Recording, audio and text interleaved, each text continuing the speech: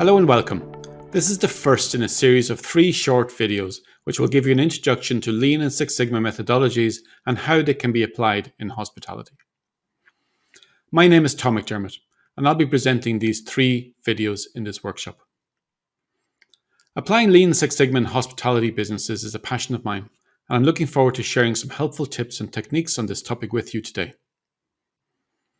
In our 3 videos, we will cover the following topics. Today in video 1, we will firstly look at the aims and learning outcomes from this training before taking a look back into history of Lean and Six Sigma, which may contain a surprise or two for some of you. This is not the first time that Lean and Six Sigma has been applied in hospitality, so we will take a look at some hospitality examples from around the world. In our upcoming videos, we will look at how we can adopt a continuous improvement mindset in our businesses. We will also take a closer look at some of the tools you can use and the various problem-solving methods that exist. In our final video in the series, we will take a closer look at a case study of a Lean Six Sigma project in a housekeeping department before spending some time discussing how you can sustain the benefits and lock in these gains. The aim of this workshop is to equip businesses with up-to-date tactical advice on Lean and Six Sigma methodologies and how they can be implemented in a hospitality setting to support improved operational performance across all departments and by all teams. On completion of this workshop, you'll be able to explain the benefits and differences between Lean and Six Sigma. You'll be able to describe how Lean and Six Sigma can benefit a hospitality business. You will learn how you would implement a continuous improvement mindset in your business. And you'll also understand which Lean tools can be used in your business to improve processes. Lastly, you will also be able to state at least 3 methods for ensuring the ongoing sustainability of the improved process. So, let's get started by taking a look back in history of Lean and Six Sigma. It may surprise you to learn that one of the forefathers of what we know today as Six Sigma worked behind these famous Dublin gates.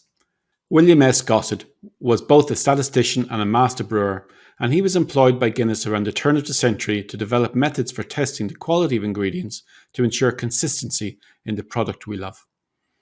Unlike wine, Guinness needed to be consistent. It was here that Gossett developed the t-test, which allows for the comparison of the mathematical averages of small sample sizes to make accurate estimates about a larger population, in this case small sample sizes of barley, malt or hops. The t-test is widely used today in hypothesis testing to determine the effect of a process or a treatment. The Motorola company in the 1990s was one of the first to use the term Six Sigma and are credited with its adoption in industry. The Ford Motor Company introduced Lean to its manufacturing process around 1900, and the Toyota production system is credited with developing most of the Lean methodologies we use today.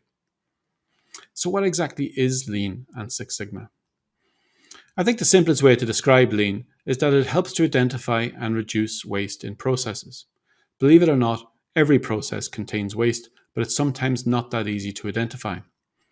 Six Sigma helps to reduce inconsistency in the product or service. So if the product or service is more consistent and has fewer defects, then clearly it would have an advantage over its competitors. Lean Six Sigma therefore combines the benefits of both: less waste, streamlined processes with fewer defects or inconsistencies. So by now you might be thinking, why doesn't every business adopt Lean and Six Sigma? Surely it makes perfect sense to reduce waste, streamline processes and have fewer defects, so we should all be doing it, right?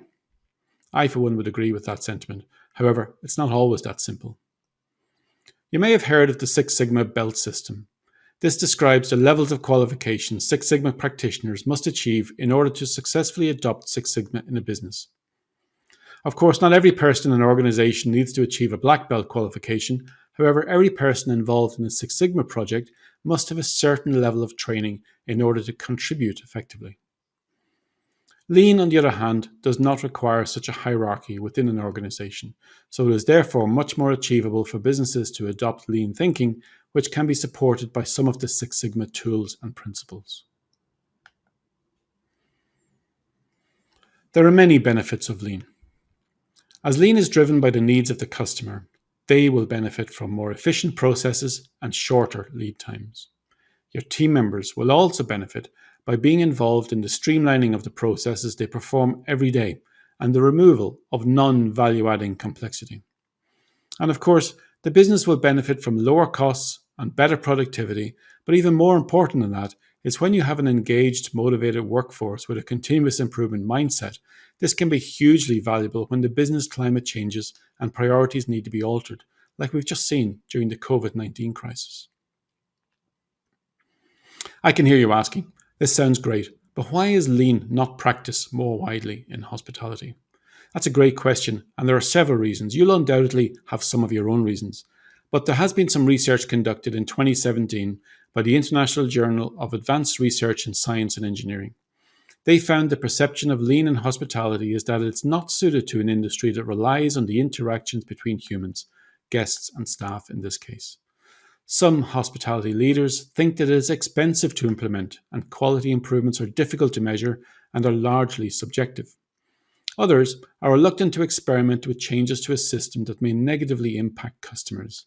And some companies are reluctant to reveal their internal data and processes with outsiders for fear that they will lose their secret sauce.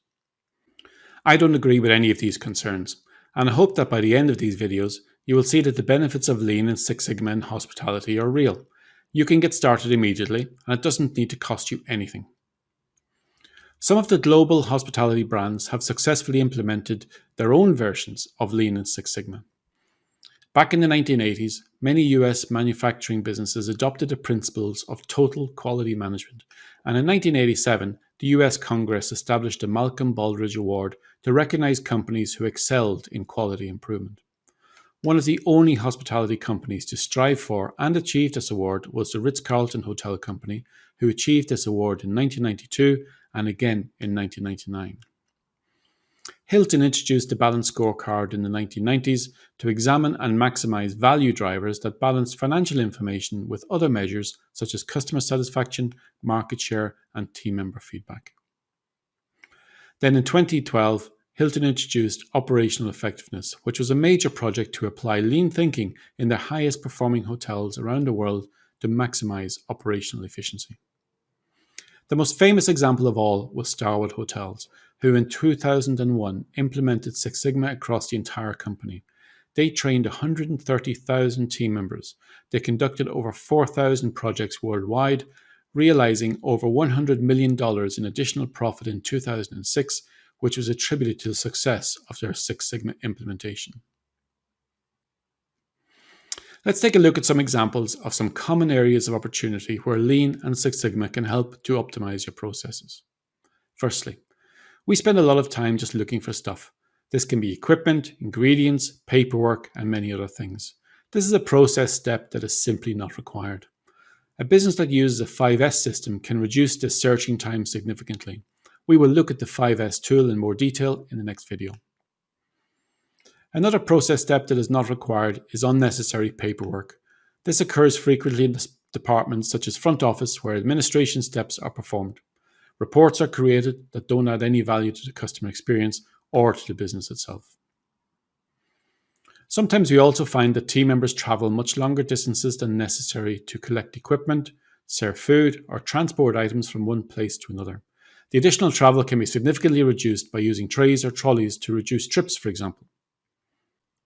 We are also sometimes guilty of reworking a process as it doesn't quite meet our specification.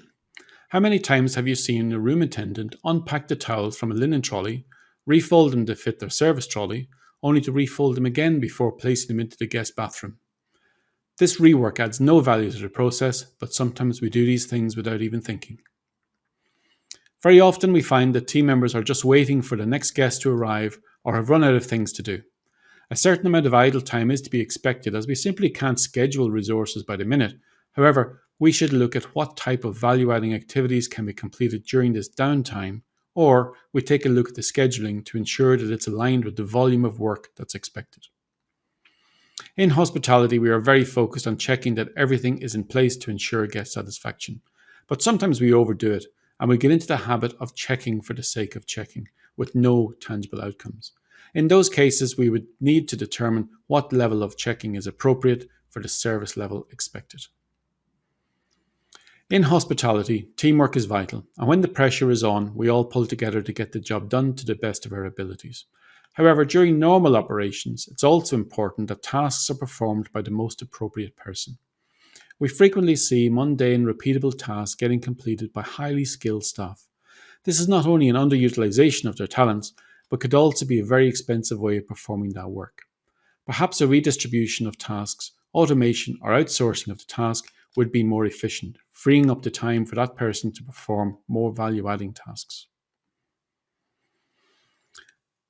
These are some great examples and demonstrate that Lean Six Sigma can be successful when implemented in hospitality.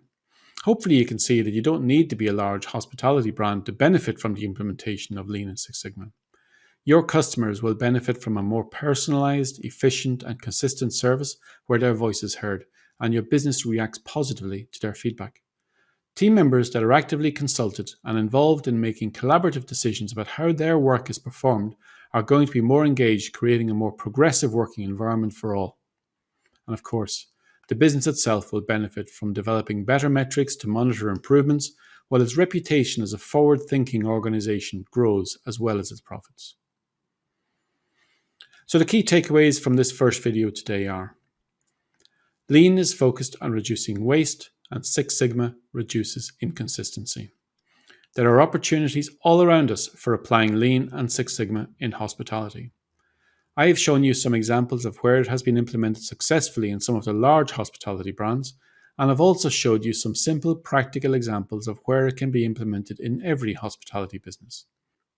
It's important to remember that solutions don't need to be complex or require any investment, but the benefits can be massive. That brings us to the end of this first video. In the next video, we will take a closer look at the continuous improvement mindset and the lean tools and problem-solving methods. I'll see you then.